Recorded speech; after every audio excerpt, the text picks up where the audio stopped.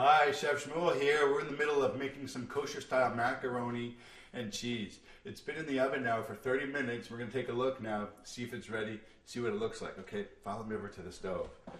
Let's see what this looks like. Ooh, looks good. Okay, check it out. Oh, wow, beautiful. Still bubbling a little bit. Look at that. Perfectly golden brown macaroni and cheese. That is beautiful. Absolutely gorgeous.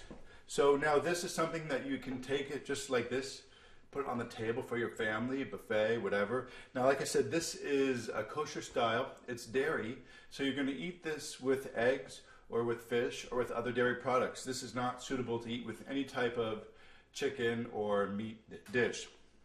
What's also fantastic about this is that if you wanted to make this ahead, you could refrigerate this and reheat it or freeze it and serve it several days, weeks, or even up to 30 days to 60 days later. These can keep in the freezer just like this. It's fantastic.